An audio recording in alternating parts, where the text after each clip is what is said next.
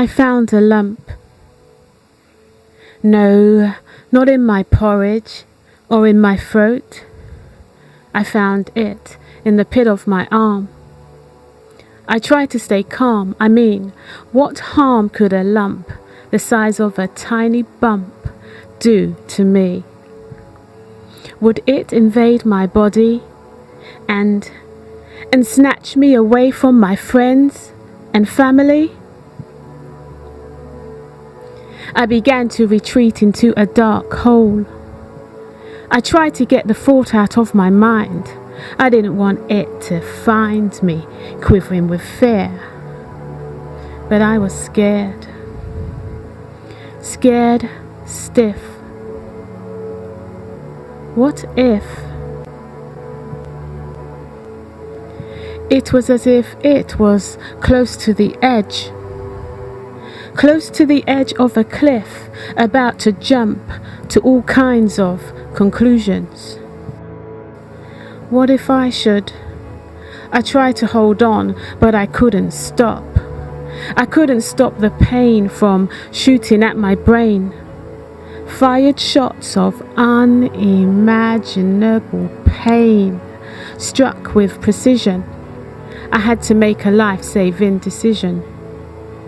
So I went to see the doc. She had a nose like Hook and ears like Spock and hands that felt like tick, tick, tock. And as she examined my lump, my mind ran amok. I think I heard her say something like, "Rest assured, try not to worry. It's better to be safe than sorry." Sorry. And then she referred me. She said that she was going to refer me to the hosp for further analysis to find out if it was the big C or a small cis. 2 weeks I waited, holding my breath. I tried deep breathing and almost died a slow death. Dying to know if I was going to be all right. I hardly slept a wink the previous night. Well, I did. I fought hard to think positive. I prayed. I literally stayed up all night, reasoning to keep my spirits high. I gazed at the moon in the sky. I gazed at the clouds as they drifted by and parted to reveal the beauty of heaven. Heaven right here on earth, giving birth to renewed hope and faith in the unknown. I must have fallen asleep after taking one last peep. Yesterday I awoke in a prism of optimism. I strolled to the hospital determined that it was going to be okay. But soon as I arrived I felt nauseous, simply sick. The signs on the walls were displayed in thick black ink. The writings on the walls made my mood sink. I began to think the big C. Everywhere I looked reminded me. Everywhere I looked reminded me of death and all the memories that left me thinking of my beloved mother. I tried to switch it up and think HAPPY. Why? I tried to switch it up and think HAPPY, remembering the beautiful smile she left me with. The appointed time had come and long gone as I waited to be seen. And then I heard my calling and in I went, and with little time spent getting to know one another, he pointed me to his couch. I heard myself scream, ouch. The pain of the memories flooded my mind with tears. The fears welled up as he prodded and prodded. And then he nodded. He nodded to me that he had found it. Finally. He, the big C consultant, looked at me with a smile. And then after a while he said that I was going to be okay. I didn't know what to say.